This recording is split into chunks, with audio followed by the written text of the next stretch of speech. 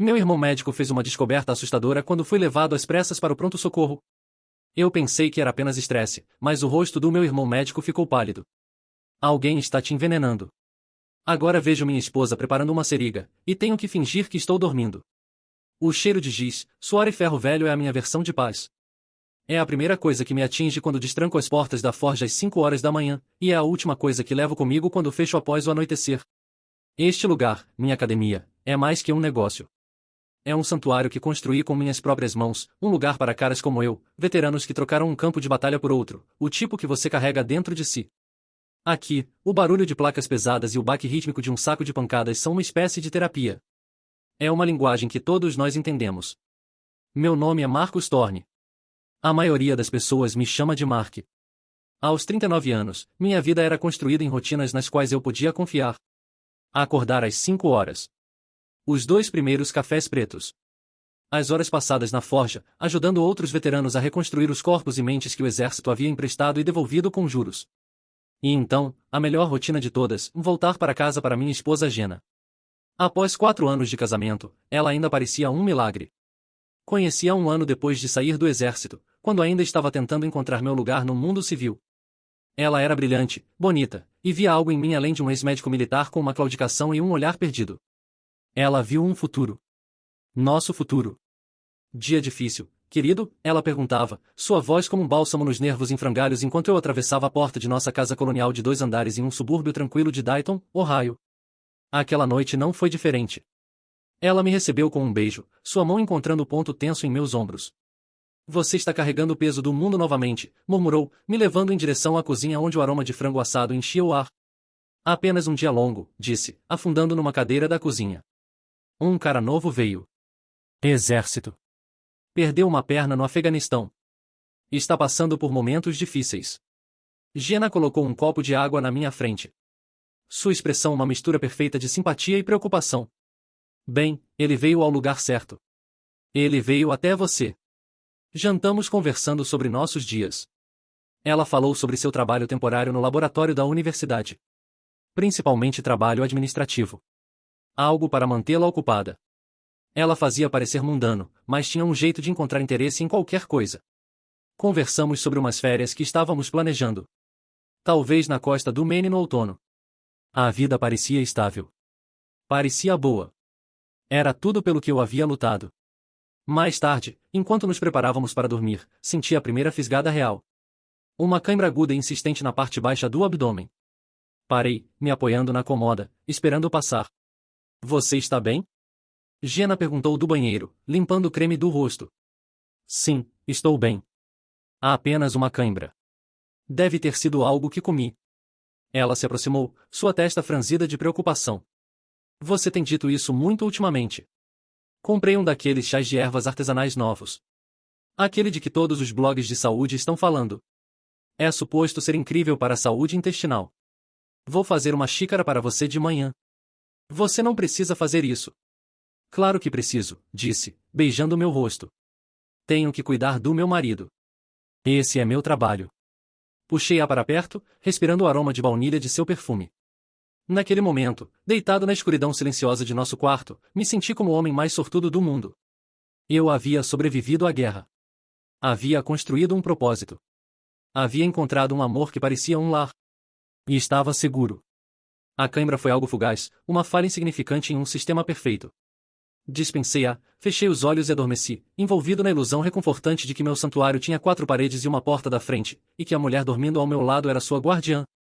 As falhas continuaram vindo. Ao longo das próximas 3 semanas, tornaram-se parte da minha rotina diária, indesejadas e persistentes.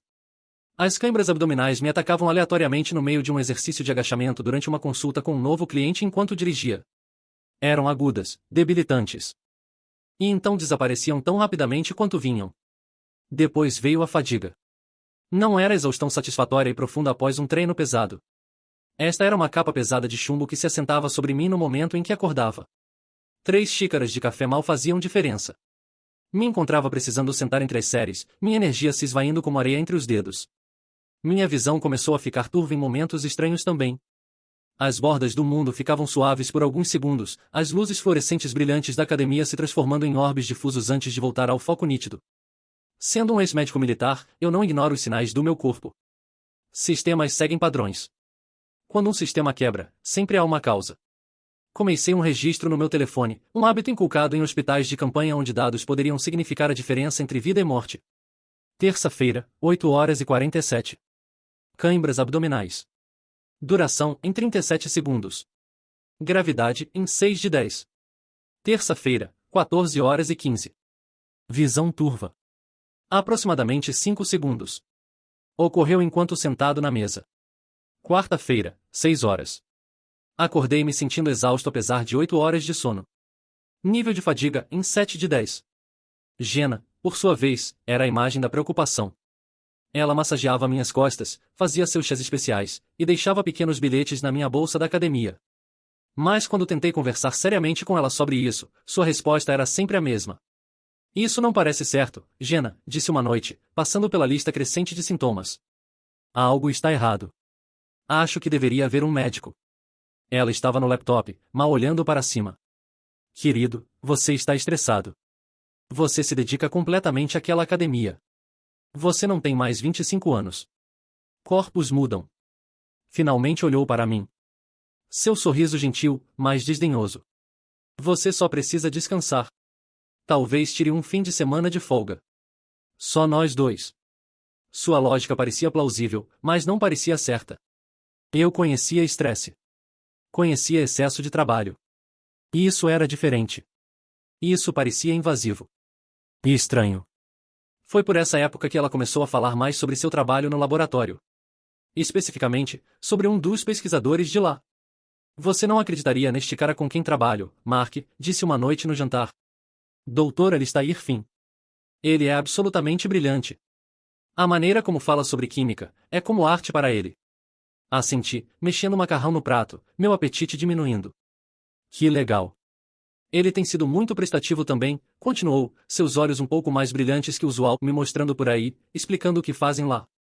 É tudo muito fascinante. Não pensei muito nisso na época. Jenna era uma pessoa sociável. Fazia amigos facilmente. Mas o nome Alistair Finn começou a aparecer cada vez mais.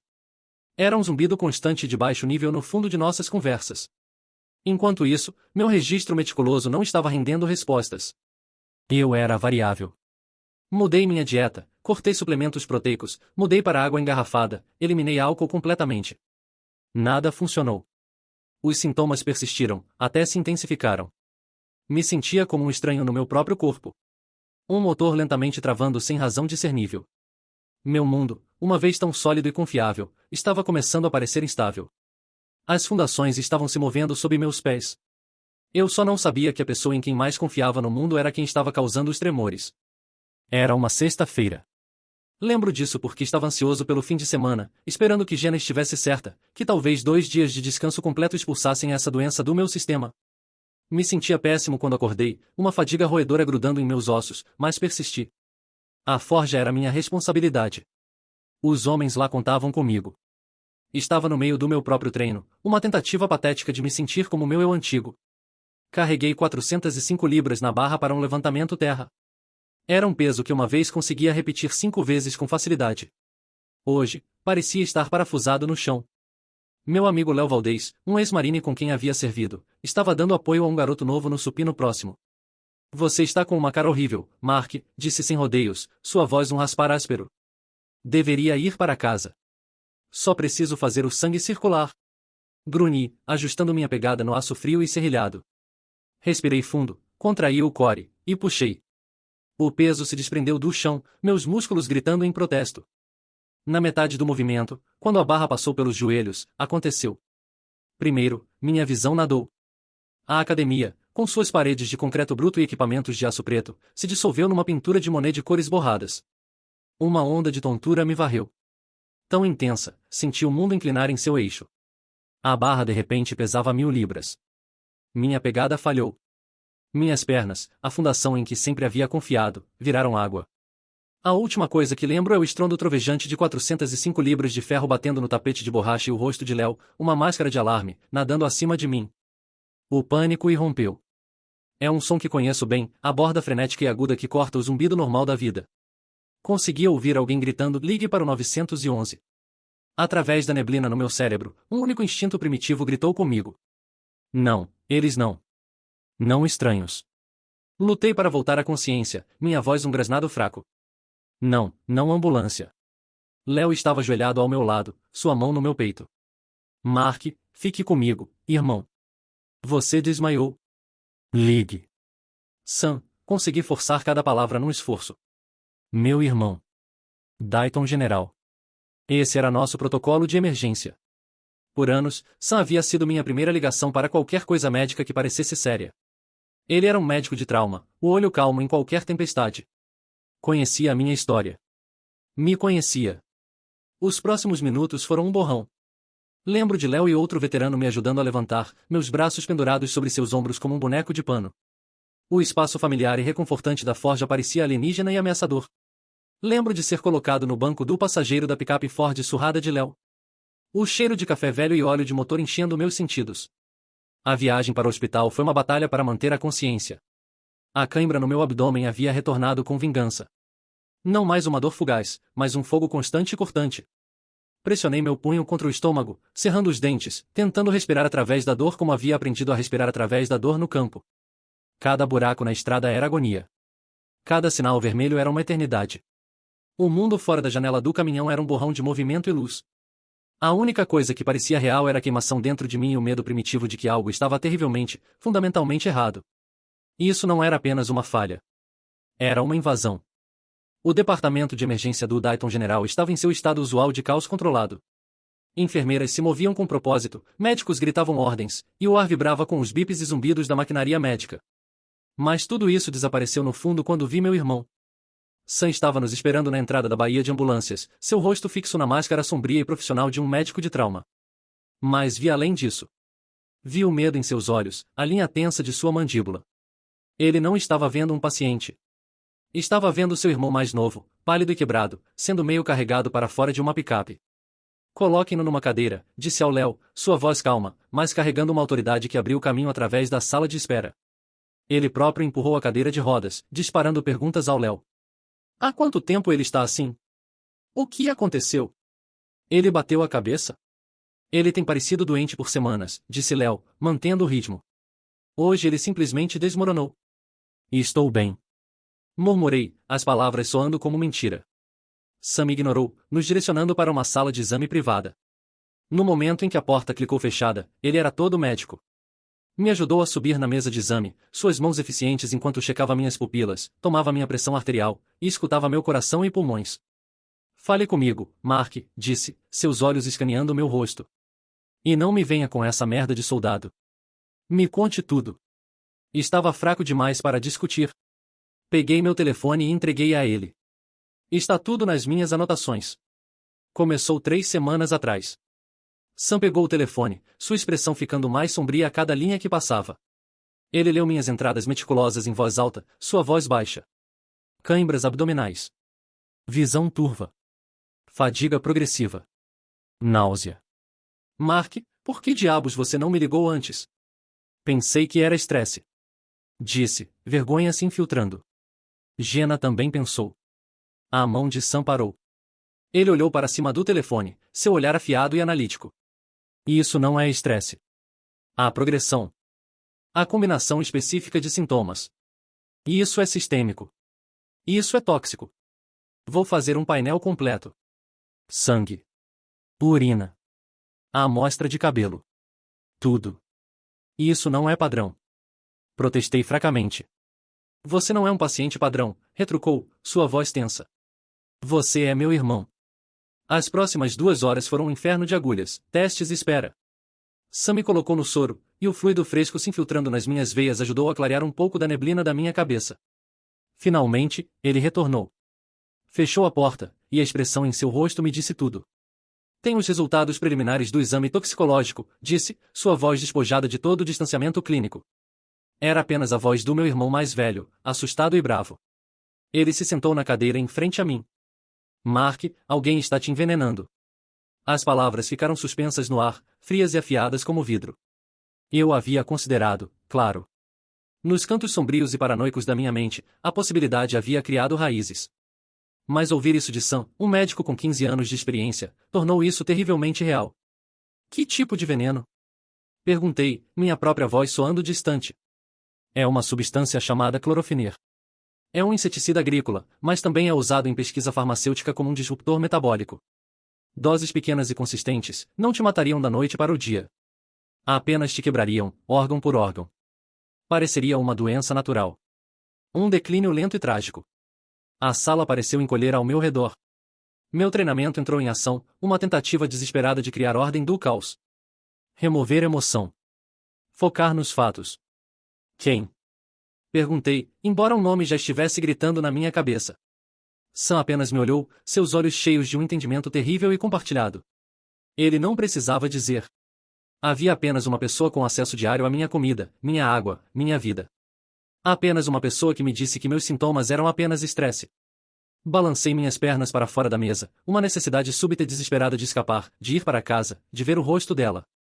Sam se levantou, bloqueando meu caminho. Você não pode voltar lá, disse, sua voz baixa e firme. Não para aquela casa. Não para ela. Eu tenho que, disse. Tenho que saber. Saber o quê? Que sua esposa está tentando te assassinar. Ele agarrou meus ombros. Me escute. Quem quer que esteja fazendo isso é inteligente e paciente. Se você voltar lá, está voltando para a zona de morte. O peso total de suas palavras finalmente aterrissou. Afundei de volta na mesa, o papel branco estéril farfalhando embaixo de mim. Meu santuário, minha casa, não era um santuário. Era uma armadilha, e eu havia estado dormindo nela todas as noites. A viagem de volta do hospital foi a mais longa da minha vida. Sam havia argumentado, implorado para eu ficar, para me registrar num hotel, qualquer coisa menos voltar para aquela casa. Mas eu não podia. Não era sobre bravura. Era sobre controle. Um soldado não abandona o campo quando descobre uma mina. Ele a marca, a estuda, e planeja como desarmá-la. Minha casa era agora um campo de batalha, e eu precisava entender as táticas do inimigo. Quando estacionei na entrada, tive que parar o caminhão. Fiquei lá por um longo momento, minhas mãos agarrando o volante, e apenas olhei. A casa colonial de 2 andares, com seu revestimento branco e venezianas pretas, parecia exatamente igual. Luz quente se derramava da janela da cozinha. Do lado de fora, era a imagem da paz suburbana. Mas eu a via diferente agora. Cada janela era um ninho de atirador. Cada porta era um ponto de violação. Cada refeição que ela já havia cozinhado para mim se repetia na minha mente como um ato potencial de guerra. O peso do diagnóstico de Sam me atingiu então e ali. No ambiente estéril e controlado do hospital, era um fato clínico. Aqui, na cabine do meu caminhão, estacionado em frente à vida que havia construído, era uma traição tão profunda que parecia um golpe físico. Encostei minha cabeça no volante e a máscara que havia estado usando. O soldado, o analista, se estilhaçou. Um soluço bruto e gutural se arrancou da minha garganta. Era o som de um homem cujo mundo havia sido queimado até o chão pela única pessoa a quem havia entregado os fósforos. Depois de alguns minutos, me recompus. O soldado assumiu novamente. Missão: coleta de informações. Objetivo: sobreviver e expor. Entrei, forçando um sorriso cansado. Jenna correu para me encontrar na entrada. Seu rosto um retrato perfeito de preocupação conjugal. Mark. Oh, graças a Deus. Léo ligou e me contou o que aconteceu. O que Sam disse? Ela se agitou sobre mim. Suas mãos frias na minha testa. Desidratação e exaustão. Menti, as palavras soando estranhas na minha boca. Ele me deu soro e disse para pegar leve por alguns dias. Eu te disse, alívio se espalhando por seu rosto. Você tem se forçado muito. Ela me guiou para o sofá. Você senta, vou fazer um pouco do meu chá. Vai te ajudar a relaxar. Meu sangue gelou.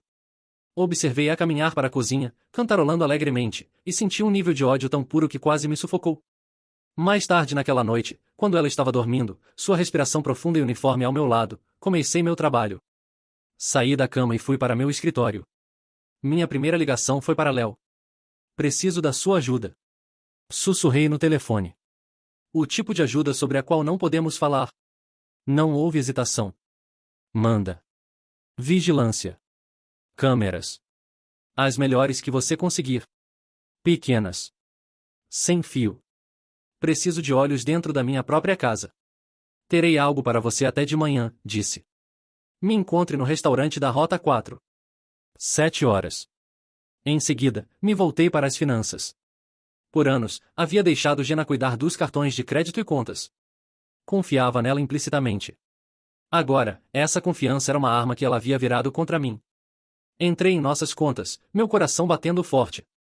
Me levou menos de 10 minutos para encontrar. Enterrados nos extratos do cartão de crédito pessoal dela estavam 3 pequenas cobranças recorrentes. Menos de $50 cada. Não o suficiente para disparar um alerta. O nome do fornecedor era enigmático, mas uma pesquisa rápida revelou ser um fornecedor de produtos químicos especializados para laboratório e agricultura. Minhas mãos começaram a tremer. Era real. Era tudo real. Então encontrei o grande. Nosso seguro de vida. 6 semanas atrás, Jenna havia vindo até mim com uma pilha de papéis. Apenas atualizando nossas apólices. Querido, havia dito. Garantindo que estamos prontos para o futuro. Eu havia assinado sem ler as letras miúdas. Puxei a apólice agora. O beneficiário havia sido mudado. Costumava ser dividido 50-50 entre ela e uma caridade para veteranos feridos. Agora, era 100% Jenna Thorne. Pagamento por morte. $750 mil. O suficiente para recomeçar. O suficiente para construir uma nova vida com outra pessoa. Enquanto sentava lá no escuro, o brilho do monitor iluminando a evidência de sua traição. Vi uma foto na minha mesa. Era do nosso dia de casamento. Estávamos ambos sorrindo. Tão cheios de esperança.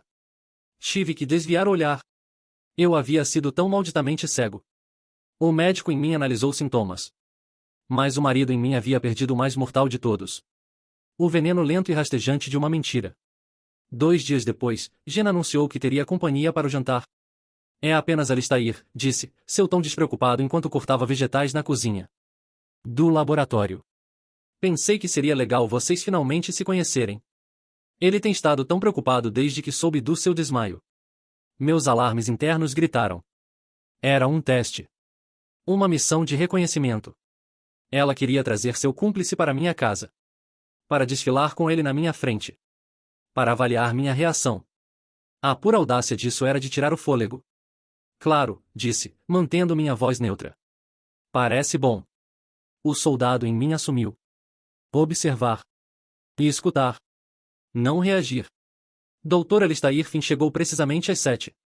Carregando uma garrafa de vinho tinto de aparência cara. Era alto e magro.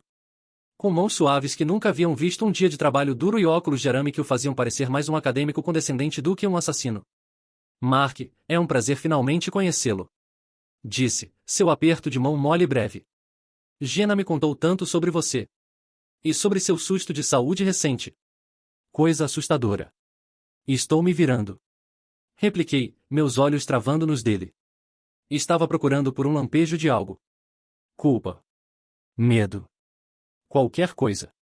Não encontrei nada além de uma curiosidade fria e clínica. Ele estava me olhando não como uma pessoa, mas como um espécime. O jantar foi uma aula magistral em decepção. Jenna era a anfitriã perfeita. Rindo e enchendo copos. Enquanto eu interpretava o papel do marido cansado mas grato. A conversa era um campo minado de subtexto e ameaças veladas. Alistair dominou a conversa, pontificando sobre seu trabalho. Química farmacêutica é um campo fascinante. Disse, girando o vinho no copo. Estamos constantemente explorando a linha muito tênue entre uma cura e um veneno. É frequentemente apenas uma questão de dosagem, você vê.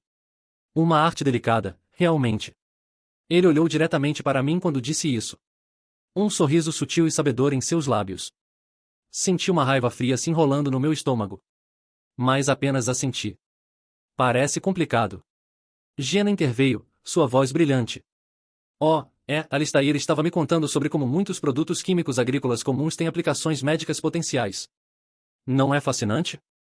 Meu garfo congelou no meio do caminho para minha boca. Mantive meu olhar firme. Como o quê? Bem, pegue um composto como clorofener, por exemplo, disse Alistair, saboreando o nome. Em grandes quantidades, é um inseticida potente. Mas em microdoses, pode interromper o metabolismo celular de maneiras muito interessantes. Há potencial lá para tratar certos distúrbios metabólicos. Claro, acrescentou, tomando um gole delicado de vinho. A dosagem deve ser precisa. Um pouco demais e você obtém dano celular progressivo, falência de órgãos, morte. É uma linha de navalha. Ele estava me contando exatamente como estava me matando. Vestindo isso como um quebra-cabeça acadêmico fascinante. Consegui sentir meus nós dos dedos ficando brancos enquanto agarrava meu garfo. Tive que forçar minha mão a relaxar. Notei coisas que teria perdido antes. Jenna me serviu minha porção do frango e batatas assadas de um canto separado da assadeira. E enquanto ela e Alistair beberam o vinho que ele trouxe, meu copo foi enchido com água da jarra na mesa. A jarra que eu agora sabia estar sendo reabastecida por um filtro que ela havia adulterado. A refeição inteira parecia uma performance surreal. Eu era um convidado na minha própria execução e os executores estavam me pedindo para passar o sal. Quando Alistair finalmente saiu, Jenna o acompanhou até a porta. Observei da sala de estar enquanto ela tocou seu braço. Um gesto que durou uma fração de segundo muito longa. Eles eram parceiros. Em todos os sentidos da palavra. Naquela noite, não dormi. Deitei na cama, fingindo dormir, escutando a respiração constante e despreocupada da mulher ao meu lado. Ela pensava que estava no controle. Pensava que seu plano estava funcionando perfeitamente. Não fazia ideia de que seu espécime agora estava estudando os cientistas. A caçada havia começado. Na manhã seguinte, encontrei Léo no restaurante. Ele deslizou uma pequena caixa de papelão inocente pela mesa em minha direção. 3 câmeras, disse em voz baixa, mexendo seu café. Habilitadas para Wi-Fi, ativadas por movimento, visão noturna. Elas carregam diretamente para um servidor em nuvem seguro. A conta já está configurada num telefone descartável que consegui para você. Obrigado, Léo, disse, minha voz grossa de uma gratidão que não conseguia expressar completamente. Não me agradeça ainda, disse, sua expressão sombria. Você está encrencado, Mark. O que precisar, me liga. Dia ou noite. Ainda somos uma equipe de fogo. Está me ouvindo? Ah, senti. Te ouço. Naquela tarde, enquanto Jenna estava no laboratório, trabalhando, transformei minha casa numa grade de vigilância. Foi mais fácil do que esperava. As câmeras eram minúsculas, não maiores que um torrão de açúcar. Coloquei uma na cozinha, escondida no topo dos armários, com uma visão clara dos balcões e cafeteira. Outra foi para uma estante na sala de estar. A última coloquei em nosso quarto, escondida dentro de um detector de fumaça. Senti uma pontada de algo feio e violador ao fazer isso, plantando um dispositivo de espionagem no espaço mais íntimo que compartilhava com minha esposa. O que ela havia violado primeiro. Ela havia transformado isso numa arma contra mim. E então esperei. Naquela noite, após o jantar tenso com Alistair, me desculpei cedo, alegando estar exausto. Subi, mas não ia dormir. Abri o feed seguro no telefone descartável que Léo havia me dado. Meu coração batia contra as costelas enquanto assistia ao feed ao vivo da minha própria cozinha. Observei Jenna limpar, seus movimentos eficientes e domésticos. Ela raspou as sobras do meu prato diretamente no lixo. Estranho, já que geralmente era frugal e guardava tudo. Então vi. Ela caminhou até o armário ao lado do fogão, um armário fora da linha normal de visão da sala de jantar. Alcançou bem no fundo e puxou um pequeno frasco plástico sem rótulo. O mesmo tipo de frasco que havia visto em milhares de kits médicos. Minha respiração travou na garganta. Ela desparafusou a tampa, cuidadosamente bateu uma pequena quantidade de pó branco na palma de sua mão, e então colocou o frasco de volta em seu esconderijo. Toda a ação levou menos de 10 segundos. Era praticada, sem esforço. Então ela caminhou até a cafeteira. Preparou-a para a manhã seguinte, como fazia todas as noites. Adicionou o pó de café ao filtro, encheu o reservatório de água, e programou o timer. Era uma imagem de rotina doméstica e mundana. Exceto pelo momento em que abriu sua palma, e com um movimento rápido e sutil, borrifou o pó branco de sua mão nos grãos de café frescos, misturando com a ponta do dedo. O ângulo da câmera não era perfeito, mas era suficiente. Era a prova irrefutável. Era a evidência visual irrefutável de sua traição. Senti uma estranha sensação de calma me lavando. A clareza fria que vem quando a suspeita se solidifica em certeza. Nesse momento, o telefone descartável vibrou. Uma mensagem de texto de Léo, que estava monitorando o feed remotamente. Conseguimos. Claro como o dia. Áudio é o próximo. Mudei para o feed de áudio, quando Jenna pegou seu telefone. Não tive que esperar muito. Ela discou um número. Ele está lá em cima, disse, sua voz um murmúrio baixo. Ele não suspeitou de nada, mas comeu menos do que eu queria. Uma voz masculina respondeu, metálica através do alto-falante do telefone, mas inconfundível. Alistair. Paciência, minha querida. O efeito cumulativo é o que importa. A dose matinal está preparada? Claro, Jenna respondeu, mas ele é mais resistente do que pensei. E está forte. Está levando mais tempo do que planejamos. Estou ficando impaciente. Não seja desleixada. Alistair alertou. Um pouco mais de tempo é melhor que uma vida inteira na prisão. Estamos quase lá. Mantenha o plano. Eles desligaram. Sentei lá na borda da minha cama, no escuro, escutando a gravação em loop. Minha esposa e seu amante, casualmente discutindo a melhor maneira de me assassinar. Minha dor. Meu choque. Ainda estavam lá, mas agora estavam sendo forjados em outra coisa. Algo duro e afiado. Algo que parecia muito com raiva. Na manhã seguinte, despejei o café envenenado pelo ralo antes de Jenna descer, alegando que me sentia enjoado demais para tomá-lo. O olhar de decepção fugaz em seus olhos foi toda a confirmação de que precisava. Minha missão tinha uma nova urgência. E isso não era mais apenas sobre mim. A menção casual de Alistair sobre manter o plano insinuava uma metodologia praticada. Quantos outros maridos haviam sido resistentes? Quantos outros planos eles haviam levado até o fim? Encontrei meu irmão Sam para almoçar, minha mente acelerada. Mostrei-lhe o vídeo no telefone descartável. Ele assistiu, seu rosto se transformando em pedra. Empurrou seu prato de comida para longe, seu apetite sumindo. Ok, disse, sua voz mal um sussurro. Isso é um nível completamente diferente de maldade. Acho que ela já fez isso antes, Sam, disse. O jeito que falaram, tão clínico. Esta não é a primeira vez deles. Foi quando a mente médica de Sam se conectou com minha intuição de soldado. Redes hospitalares e de seguro, disse, uma nova intensidade em seus olhos. Há padrões nos dados, se você souber o que procurar. Doenças inexplicáveis, marcadores toxicológicos específicos, cônjuges que trabalham em ou próximo de instalações de pesquisa. Ele passou as próximas 24 horas enterrado em bancos de dados hospitalares seguros e fazendo referências cruzadas de sinistros de seguro. A ligação veio na tarde seguinte. Encontrei algo, Sam disse, sua voz sombria. Um cara chamado Frank Miller, internado aqui 1 ano atrás. Mesmos sintomas que você, Mark. Dor abdominal, fadiga, problemas de visão. Os médicos ficaram perplexos. A toxicologia encontrou traços de disruptores metabólicos, mas nada conclusivo. Ele sobreviveu, mas por pouco. Qual é a conexão? Perguntei, meu sangue gelando. Sua ex-esposa, Sam disse, e podia ouvi-lo digitando no teclado. Ela era administradora meio período no mesmo laboratório de pesquisa universitário onde Jenna trabalha. Gelo inundou minhas veias. Preciso falar com ele. Confidencialidade do paciente, Mark. Isso não é sobre seus prontuários médicos, Sam. Isso é sobre parar um assassino. Ligue para ele. Diga que pode haver outra vítima.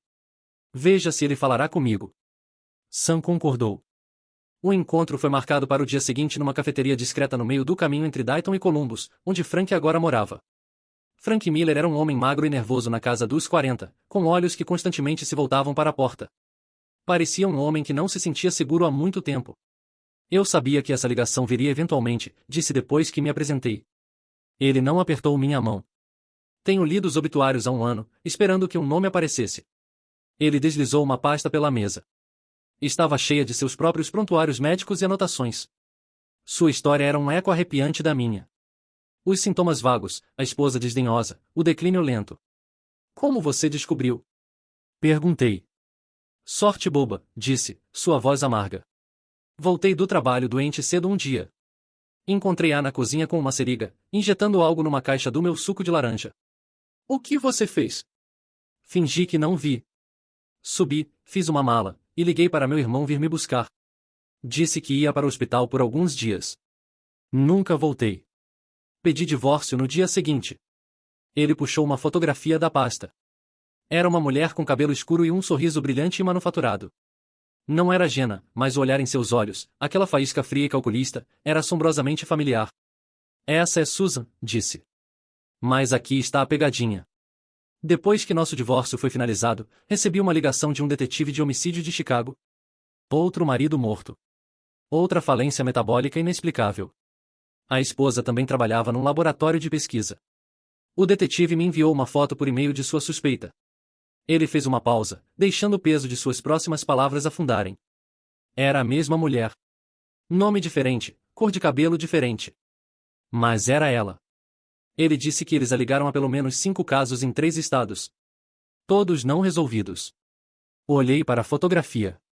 5 homens. 5 maridos que confiaram em suas esposas. Mortos.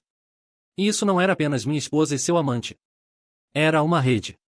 Uma operação profissional e sistemática que usava amor como isca e confiança como arma. Qual é seu conselho? Perguntei a Frank, minha voz rouca. Ele finalmente me olhou nos olhos.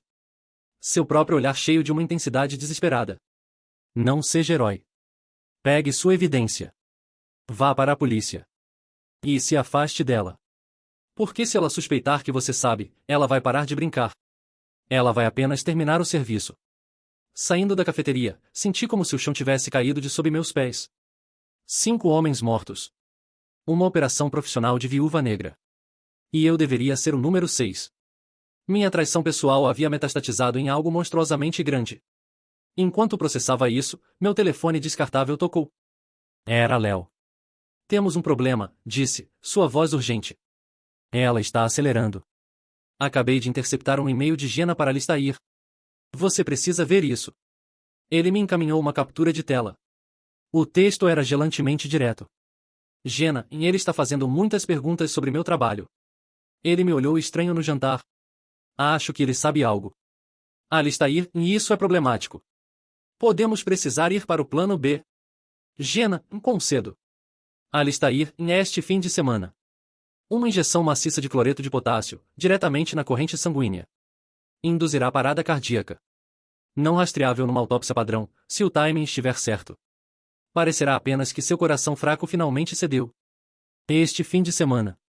Isso era daqui a 2 dias. O aviso de Frank ecoou em meus ouvidos. Se ela suspeitar que você sabe, ela vai terminar o serviço. Minhas mãos tremeram enquanto agarrava o telefone. Precisamos agir agora, Léo. Hoje à noite. Já estou nisso, disse. Fiz uma ligação. Um velho contato que me deve um favor. Ele me colocou em contato com um detetive da unidade de crimes domésticos. Um cara que já viu tudo. Detetive Hardin. Ele concordou em se encontrar conosco. Hoje à noite. 20 horas, traga seu irmão. O encontro aconteceu numa sala de interrogatório estéril e sem janelas na delegacia do centro. Detetive Hardin era um homem no final dos 50. Com olhos cansados. Um terno barato.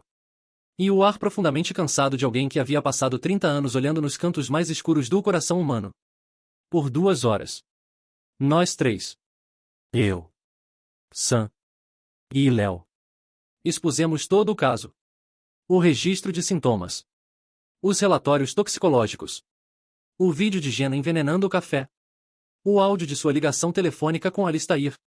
Os registros financeiros. A apólice de seguro de vida. E o depoimento angustiante de Frank Miller. Hardin escutou pacientemente. Seu rosto ilegível. Seus dedos entrelaçados sob o queixo. E examinou cada peça de evidência sem comentário. Quando terminamos, um silêncio pesado encheu a sala. Este é um caso muito bom, disse finalmente. Sua voz um ronco baixo. Mas é circunstancial. Um advogado de defesa afiado vai destroçá-lo. Vão dizer que o vídeo é inconclusivo. Vão afirmar que os e-mails são uma fantasia. Algum tipo de jogo de interpretação de papéis distorcido. Vão pintar ela como a vítima de um marido paranoico. Então o que fazemos? Sam perguntou, sua frustração evidente. Esperar ela o esfaquear com uma seringa cheia de veneno? Hardin se inclinou para a frente, seus olhos cansados subitamente afiados. Olhou para mim. A história do seu amigo Sr. Miller. Me lembra um caso que tive há uns 5 anos. Um marido morto. A esposa alegou que foi uma doença súbita. Suspeitamos de crime, envenenamento, mas não conseguimos provar. Nos movemos muito devagar, ficamos presos no protocolo. Ela escapou. Ouvi que ela se casou novamente 1 ano depois. Seu novo marido morreu na lua de mel. Esse caso é o que me mantém acordado à noite. Ele ficou em silêncio por um momento, perdido na memória. Então olhou de volta para nós, sua decisão tomada. Não vou perder outro. Não vamos prendê-la por suspeita. Vamos pegá-la em flagrante. Vamos dar a ela exatamente o que ela quer. Meu sangue gelou. O que você quer dizer? Quero dizer, Hardin disse, uma luz sombria em seus olhos, você vai ter um ataque cardíaco. E vamos estar gravando quando ela tentar te ajudar a terminar o serviço. Sam imediatamente protestou. Isso é insano. É perigoso demais. É a única maneira de conseguir uma condenação hermética. A Hardin rebateu. Para pegá-la, e seu parceiro, e talvez toda a maldita rede. Olhei para meu irmão, depois para o detetive. O soldado em mim reconheceu a lógica. Para pegar esse tipo de predador, você não podia apenas persegui-lo. Tinha que preparar uma armadilha. Uma armadilha perfeita e inescapável comigo como isca. Eu faço, disse, minha voz firme. Me digam o plano. O plano era terrivelmente simples. Sam me forneceria uma dose cuidadosamente calibrada de beta-bloqueadores. O suficiente para desacelerar minha frequência cardíaca e baixar minha pressão arterial a um nível que imitaria os estágios iniciais de angústia cardíaca. Eu fingiria um declínio rápido. Léo teria vigilância completa de áudio e vídeo funcionando, alimentada diretamente para uma van que Ard e sua equipe teriam estacionado na rua. Uma equipe de paramédicos estaria de prontidão com eles. Eu era a isca, e a casa era a armadilha. A noite de sexta-feira chegou com uma sensação de finalidade sombria. Cheguei em casa da Forja aparecendo e me sentindo como a morte. O estresse da semana passada havia cobrado um pedágio real. Mas a primeira dose de beta-bloqueadores que havia tomado uma hora antes criou uma lentidão genuína. Uma sensação pesada e distante que era perturbadoramente real.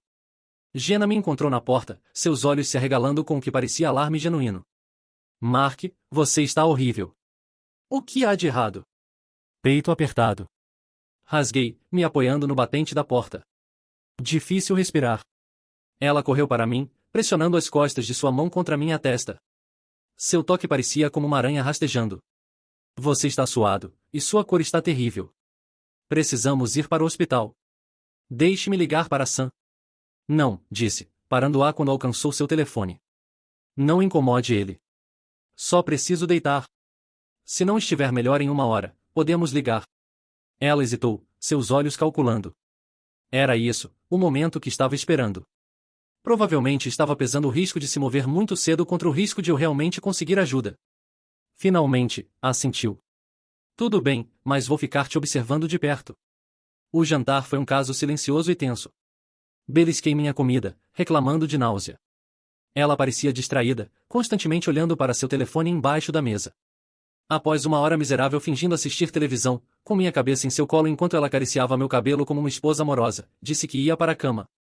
Subo em alguns minutos, disse, sua voz um pouco brilhante demais. Só quero limpar um pouco. Lá em cima no quarto. Palmeei a segunda dose mais forte de beta-bloqueadores que Sam havia me dado e lavei com água de uma garrafa que havia escondido embaixo da cama. Entrei na cama e me concentrei na minha respiração, deixando a droga fazer seu trabalho. Através do feed da câmera escondida no telefone descartável, a observei. Ela não estava limpando. Estava se preparando. Seus movimentos eram rápidos e decididos. Recuperou o frasco de cloreto de potássio de seu esconderijo. Puxou o líquido transparente para uma seringa. Ela era metódica, uma profissional. Meu telefone vibrou uma vez. Uma mensagem de Léo. Ela pegou a seringa. Está se movendo. Vamos começar. Mantenha-se forte, irmão. Fechei os olhos, desacelerei minha respiração para um ritmo superficial, e deixei meu corpo ficar mole. Os beta-bloqueadores estavam em pleno efeito. Minha frequência cardíaca estava perigosamente baixa. Para qualquer um verificando, eu estava morrendo. A porta do quarto se abriu com um clique suave. Ela deslizou para dentro, uma sombra na luz fraca do corredor. Podia ouvir seus passos suaves no tapete. Sentia se inclinar sobre mim, seu perfume de baunilha e produtos químicos enchendo meus sentidos. Mark, sussurrou. Você está acordado? Não respondi. Permaneci perfeitamente imóvel. Através de pálpebras mal abertas, via puxar a seringa do bolso de seu roupão. Ela sentiu meu pulso no punho, depois pressionou seus dedos contra meu pescoço. Podia sentir suas pontas dos dedos frias na minha pele. Perfeito, ela respirou, o som sibilar suave de triunfo. Ela puxou seu próprio telefone e discou. Ouvi a voz fraca de Alistair do outro lado. Está acontecendo, disse baixinho, sua voz cheia de uma excitação doentia. Seu pulso mal está lá. Acho que ele está entrando em parada cardíaca. Tem certeza? A voz de Alistair era metálica mas audível. Verifiquei 2 vezes. Ele está inconsciente. Pulso está fraco e irregular. É isso. Bom, ele respondeu. Dê a injeção, depois espere 10 minutos antes de ligar para o 911. Seja histérica. A esposa enlutada. Você conhece o procedimento. Conheço o procedimento, repetiu. Ela desligou e olhou para baixo para mim. Na luz fraca, podia ver seu sorriso. Era um sorriso de pura satisfação predatória. Sinto muito, querido, sussurrou, sua voz pingando falsa simpatia. Mas esta é a única maneira. Ela destampou a seringa. Podia ver o brilho da agulha. Este era o momento de perigo máximo. O ponto sem volta. Quando sua mão alcançou meu braço, seus dedos frios quando tocaram meu bíceps, deixei meus olhos se abrirem de repente. Olhei diretamente nos dela. Sinto muito também, Jenna, disse, minha voz baixa mais clara no quarto silencioso. O efeito foi instantâneo. Jenna se puxou para trás, como se tivesse sido eletrocutada. A seringa caiu de seus dedos entorpecidos, tilintando suavemente no tapete. Seu rosto, iluminado pela fatia de luz do corredor, foi um show rápido de emoções. Choque puro, depois terror Stark, e finalmente, uma tentativa desesperada de uma nova mentira. Mark, ela ofegou, sua voz subitamente estridente de alívio manufaturado. Oh, graças a Deus você está acordado. Estava tão preocupada. Pensei que você estava tendo um ataque cardíaco. Me levantei lentamente, lutando contra a sensação pesada e lenta dos beta-bloqueadores. Era isso que você pensava? Perguntei, minha voz perigosamente calma. Sim. Seu pulso estava tão fraco, você não estava respondendo. Ia ligar para o 911. Com uma seringa, acenei para o chão. Seus olhos se voltaram para a seringa, depois de volta para meu rosto. As engrenagens estavam girando, sua mente correndo para construir uma ficção plausível. Pensei que poderia ser como um EpiPen. Uma injeção de emergência. Não sabia o que fazer. Um EpiPen cheio de cloreto de potássio. Jenna. A máscara não apenas escorregou, desintegrou. A preocupação fingida desapareceu, substituída por um cálculo frio e duro em seus olhos. O animal encurralado estava prestes a mostrar os dentes. Não sei do que você está falando. Estendi a mão e liguei a luminária da cabeceira. A luz suave inundou o quarto, revelando-a parada lá em seu roupão de seda, a própria imagem de uma esposa verificando seu marido doente, exceto pela arma a seus pés e o medo nu em seus olhos.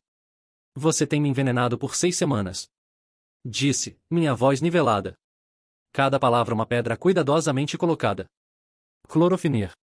No meu café, num filtro de água, provavelmente na minha comida.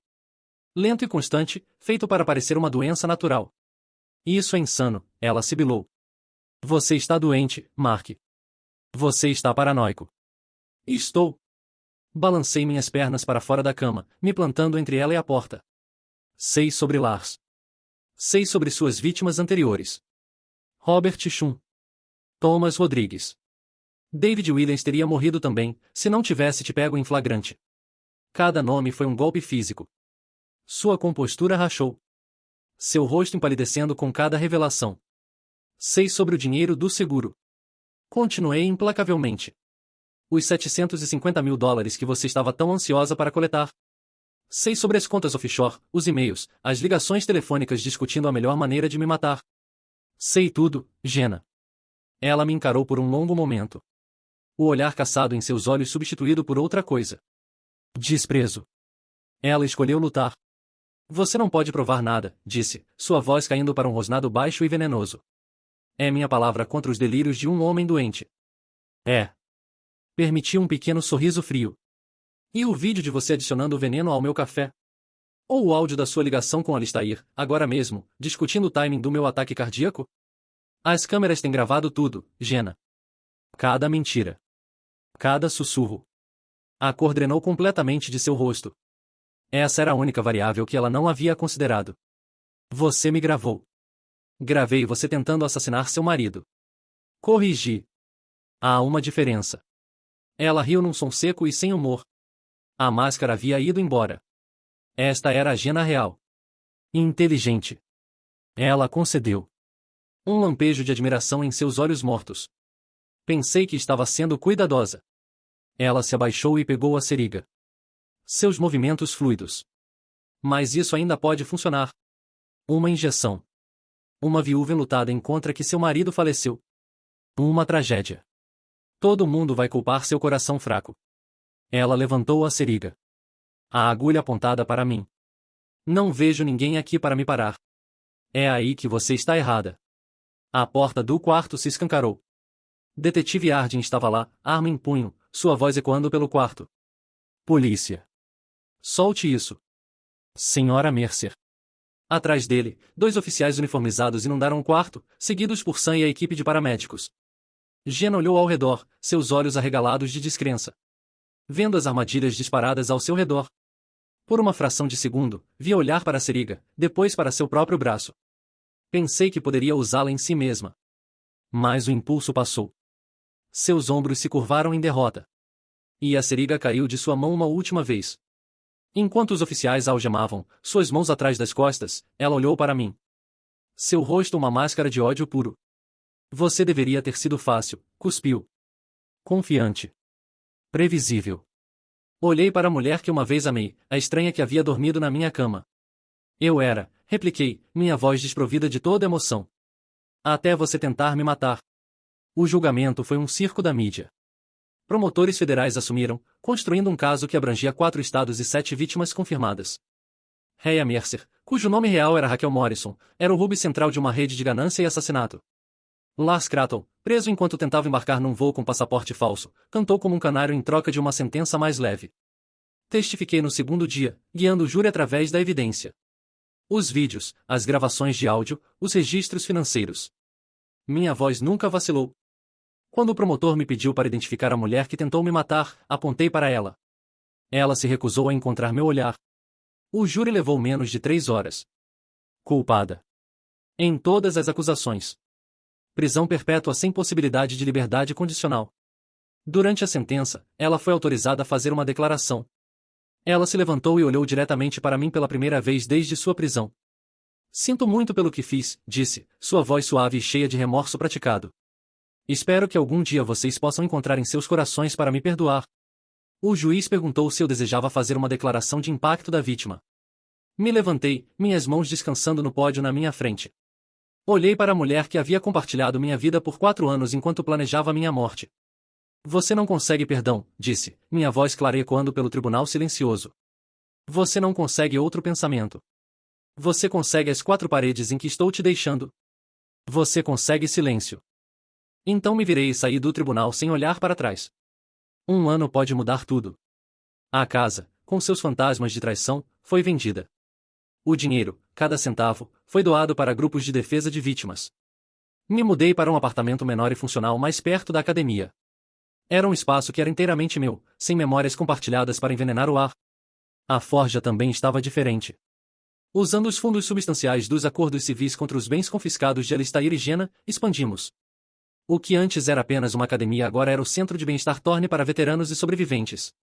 Tínhamos uma nova ala, um espaço limpo e silencioso com escritórios de aconselhamento, salas de terapia e uma pequena clínica para cuidados médicos básicos, administrada pro bono pelo meu irmão Sam 2 dias por semana.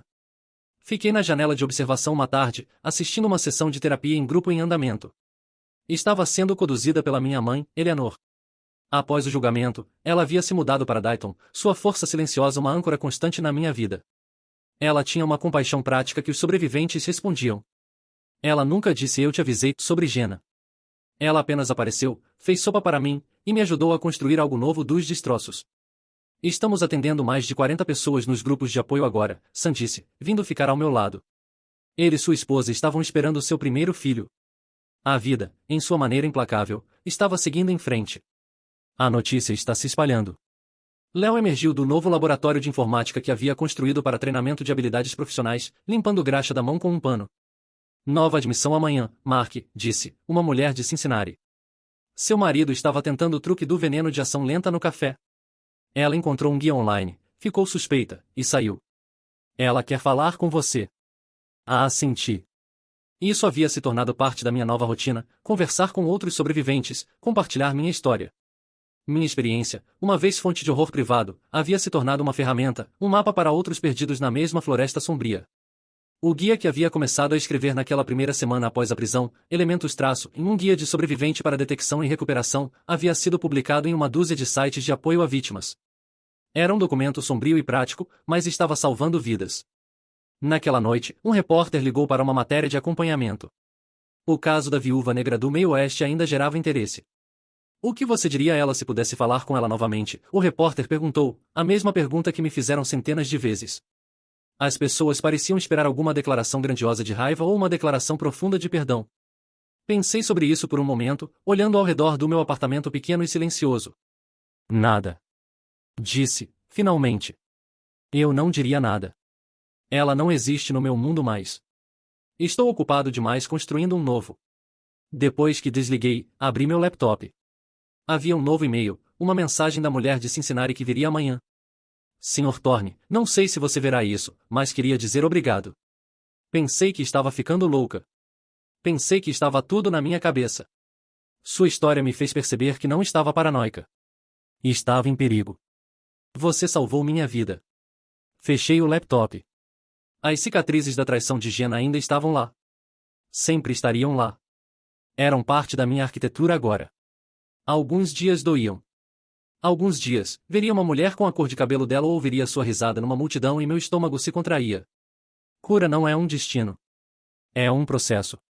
Mas a raiva que uma vez havia queimado tão quente havia esfriado em outra coisa. Propósito. A forja. O centro. O guia. As ligações tarde da noite com estranhos cujos parceiros estavam lentamente tentando apagá-los. Esse era meu propósito agora. Jenna havia tentado tomar minha vida. Reduzir-me a um pagamento de seguro e uma memória esquecida. Em vez disso, ela havia inadvertidamente me dado uma missão muito maior que a que eu tinha antes. Olhei pela minha janela para o dia pacífico no crepúsculo. Minha vida não era a que havia planejado. Era mais silenciosa, mais complicada, e carregava um peso que nunca pedi. Mas era uma vida boa. Uma vida significativa. E era minha. Cada respiração conquistada com dificuldade.